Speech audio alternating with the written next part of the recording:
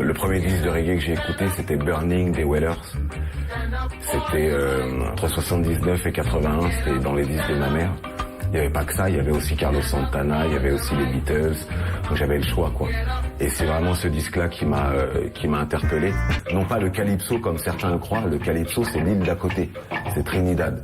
Le mento c'est vraiment la Jamaïque. Le reggae est pratiquement né après le départ des Anglais, après le gain de l'indépendance de la Jamaïque. Donc c'était une façon de leur dire allez vous faire foutre, quoi. On a notre truc, on n'a plus besoin de vous, on a notre culture, on a notre musique. Cette musique, c'était vraiment une musique de puristes. C'était pas acheter des disques de reggae n'était pas à la portée de tout le monde. Il fallait se déplacer, il fallait aller en Angleterre, il fallait commander des disques aux États-Unis. C'était vraiment, à part les disques de Marley, les autres disques étaient très très rares. Je suis tombé sur un pote qui connaissait très bien le reggae, qui était passionné depuis pas mal d'années déjà, qui était donc plus vieux que moi, et qui m'a fait découvrir Dennis Brown, Freddie McGregor, Sugar Minott. Pour le son du reggae, la Jamaïque est le meilleur endroit pour enregistrer. Parce qu'il y a un son spécial. Je pourrais pas vous dire pourquoi ni comment. Il y a une façon très précise de jouer de la guitare, une façon très précise d'enregistrer les batteries. Moi je me rappelle par exemple dans les années 87-88, à l'époque juste avant trop de blabla, il y avait quand même une petite scène reggae qui existait avec Pablo Master, General Murphy, Mikey Mossman, Daddy Yod, Naughty qui commençait, Raya Dog Force, tout ça. Pur hasard, une partie de cette scène s'est étonnamment donné rendez-vous dans les bacs en 2011 avec Princess Erika, Raga Sonic et Naughty. Tous gardent en tête l'effervescence du raga des années 90. C'est-à-dire tu te prends en main et tu fais ton buzz toi-même.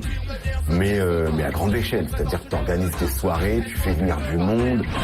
Naughty et sa bande ont effectivement pris les choses en main avec le sound system Hi-Fight International, rebaptisé ensuite Stentall. Sans le savoir et sans le vouloir, on était un endroit branché quelque part. C'était un truc de fou et les maisons de disques venaient nous débaucher dans les sound systems. On était les seuls concurrents qu'on avait à l'époque, c'était David Guetta et les Bains-Douches. Voilà, c'était nos concurrents directs.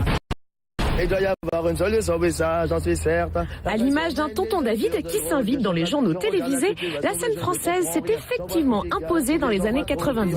Je parle pas de langue, dans l'idée pas fondée, La première fois que je suis arrivé à Kingston, j'ai pris la claque de ma vie, quoi.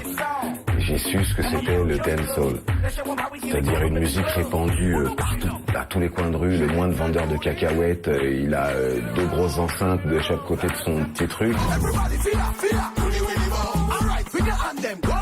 Normalement cette musique on appelle ça le rub-a-dub. Le mot dancehall a pris le pas parce que où on joue le rub-a-dub, dans les dancehall, les endroits où on danse. Et les premiers artistes de rub-a-dub c'était des gens comme U-Roy, Yellowman, Josie Wells, Charlie Chaplin, Brigadier Jerry.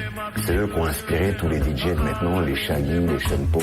Quand on regarde les premiers disques des Wailers, ils n'étaient pas du tout rasta. Voilà, ils avaient tous les cheveux courts et ils dansaient le ska. Voilà, c'est des petits gars, quoi. Ils sont devenus rasta par la suite. Le hip-hop a été créé par les Jamaïcains. Un des premiers DJ de hip-hop qui s'appelait Cool DJ Earth, 78-79. À la base, il jouait du reggae. Il a commencé à jouer des breakbeats, à réenregistrer des beats de James Brown, de Curtis Mayfield, de Marvin Gaye. Et il a eu l'idée de les mettre en boucle et puis de délirer dessus, quoi. C'est un peu lui qui a inventé le concept de DJ hip-hop, quoi. Ensuite, les rappeurs sont venus par la suite. Mais ouais, le hip-hop vient du reggae.